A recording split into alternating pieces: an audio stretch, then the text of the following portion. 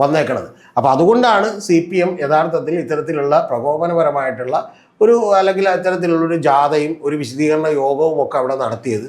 അല്ലാതെ അതൊക്കെ ഒരു സാധാരണ ഇപ്പോൾ നമ്മൾ ദേഷ്യം വരുമ്പോഴത്തേക്കും അങ്ങോട്ടും ഇങ്ങോട്ടും ഒക്കെ പറയുന്ന പോലെയുള്ള ഒരു വാചകമാണ്. അല്ലാതെ അരിയും മലരും കുന്തിരിക്കവും കയ്യിൽ കാത്തു വെച്ചോട വരുന്നുണ്ടോ നിൻ്റെയൊക്കെ കാലമ്മ എന്നുള്ളതോ, അല്ലെങ്കിൽ PFI പോലെയുള്ള ആളുകളൊക്കെ ചെയ്തിരുന്ന പോലെ മറ്റേ ഹിറ്റ് ലിസ്റ്റിൽ കൃത്യമായിട്ട് പേരെഴുതി വെച്ചിട്ട്, അതായത് നമ്മുടെ ഭാഗത്ത് നിന്ന് ഒരുത്തരം എന്തെങ്കിലും പറ്റിയാൽ അപ്പം തന്നെ അതിലുള്ള ഒരാളെ തട്ടിക്കളയുക എന്നുള്ളൊരു കാര്യമൊന്നും ചെയ്യാൻ ഉദ്ദേശിക്കുന്നില്ല. അങ്ങനെ ഉദ്ദേശിക്കുന്നുണ്ടെങ്കിൽ ഷിബിലിക്കൊക്കെ അറിയാമല്ലോ, CPM പോലുള്ള ആളുകൾ ജാഥയൊന്നും നടത്തില്ല. പകരം നമുക്കറിയാവുന്ന പോലെ TPA ഒക്കെ വെട്ടിക്കൊന്നത് 51 വെട്ട് മുഖത്ത് വെട്ടിക്കൊന്നതാണ്. അപ്പോൾ അതുപോലെയുള്ള കാര്യങ്ങളിലേക്ക് കടക്കാനേ സാധ്യതയുള്ളൂ. അല്ലാതെ അതിനും അപ്പുറത്തേക്ക് ഇത് ഇങ്ങനെ തന്നെ ചെയ്യും എന്നുള്ളതൊന്നും നമുക്ക് എന്ത് ചെയ്യാൻ പറ്റില്ല, വിചാരിക്കാൻ പറ്റില്ല. അതുകൊണ്ട് അത് നിസാരമായ അങ്ങോട്ട് വിട്ടുകളയേണ്ട കാര്യമേ ഉള്ളൂ.